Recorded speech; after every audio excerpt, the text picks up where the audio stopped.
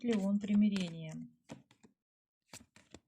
Скорее нет, чем да. Если честно, он сейчас не горит желанием все вернуть. Он ушел в себя и в свои дела, и ему комфортно одному. Он привык к своей новой жизни и не хочет в нее впускать перемены. Даже если он помнит хорошее, это не тянет его назад. Ему лень что-то менять, начинать все заново, выяснять отношения, подстраиваться. Это кажется ему слишком сложным и утомительным. Он думает головой, а не сердцем. Он взвешивает и приходит к выводу, что прошлое лучше не трогать. Слишком много сил уже потрачено.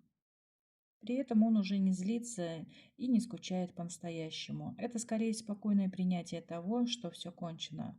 Он уже мысленно перевернул эту страницу. Так что не ждите от него шагов к примирению. Он просто живет своей жизнью и не планирует возвращаться в старые отношения.